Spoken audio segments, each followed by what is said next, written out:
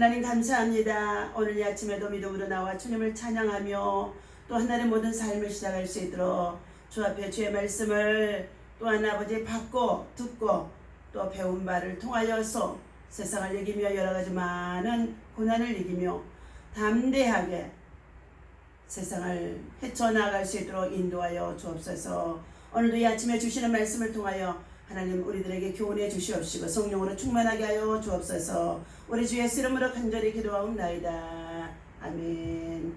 할렐루야. 오늘 아침에 주시는 하나님의 말씀은 갈라디아서 5장 우리 1절부터 15절입니다. 그렇지만 우리 13절, 14절, 15절 말씀만 보시도록 하겠습니다. 함께 있습니다. 형제들아 너희가 자유를 위하여 부르심을 입었으나 그러나 그 자유로 육체의 기회를 삼지 말고 오직 사랑으로 서로 종로로 따라 온 율법은 내 이웃 사랑하기를 내 자신같이 하라 하신 말씀에서 이루어졌나니 만일 서로 물고 먹으면 피차 멸망할까 조심하라. 아멘. 자, 할렐루야. 이 아침에도 주님의 이름으로 여러분을 사랑합니다. 하나님의 사랑과 은혜와 평강이 여러분의 삶 속에 충만하기를 예수님의 이름으로 축원합니다.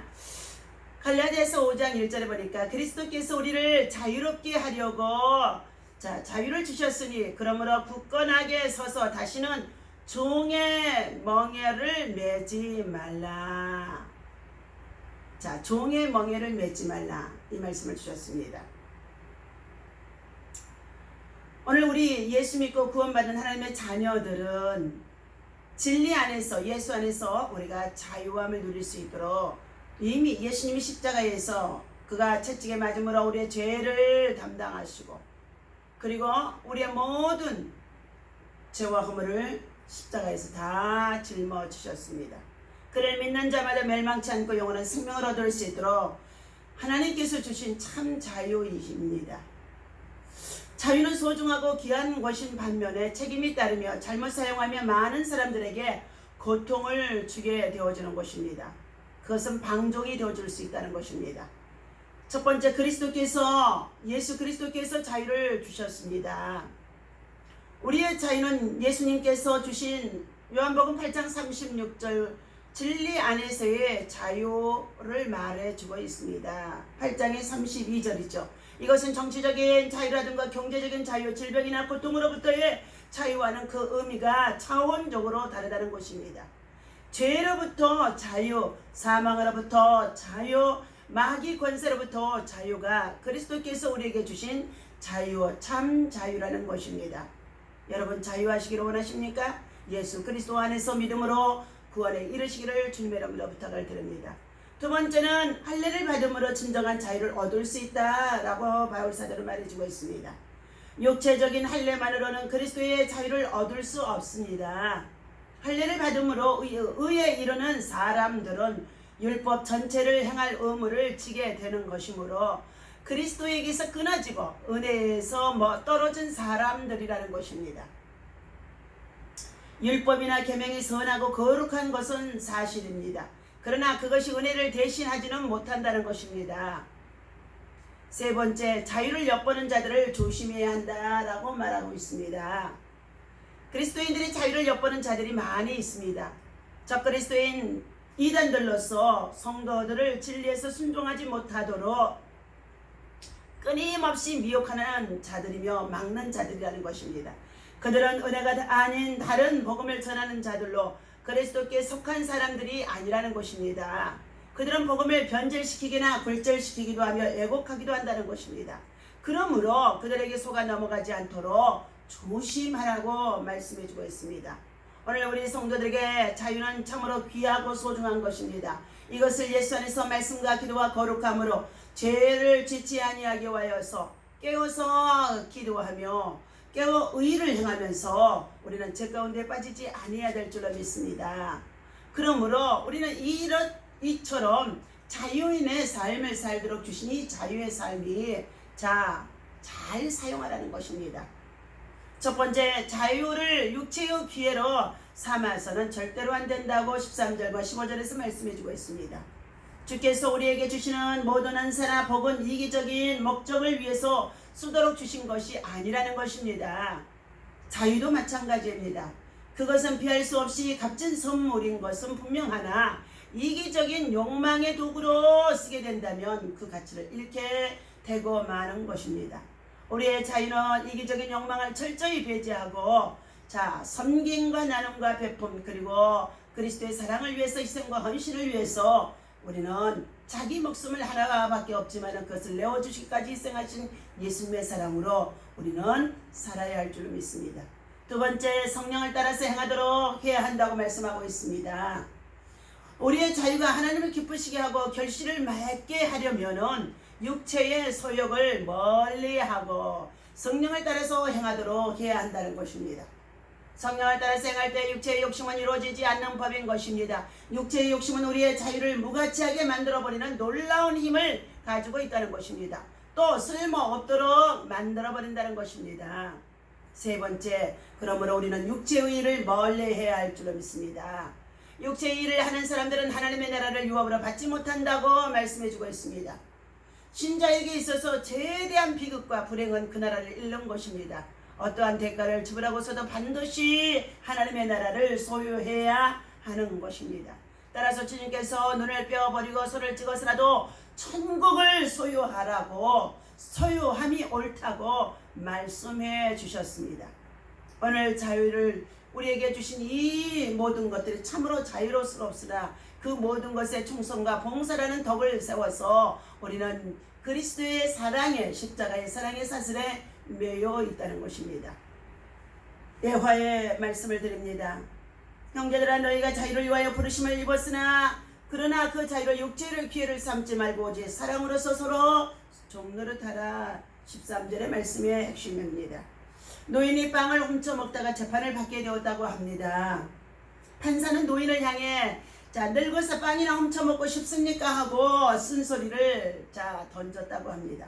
이 말을 들은 노인은 눈물을 글썽이며 대답했습니다. 사흘을 굶었습니다. 그러다 보니 아무것도 안 보였습니다. 노인의 말을 듣고 고민하던 판사는 당신이 빵을 훔친 절도 행위는 벌금 10달러에 해당됩니다. 라며 판결을 내렸다는 것입니다. 방청객들은 사정이 딱한 노인에게 너무한다며 술렁거리기도 했다는 것입니다. 그런데 판결을 내린 판사가 갑자기 호주머니에서 10달러를 꺼내더니 다음과 같이 말했다는 것입니다.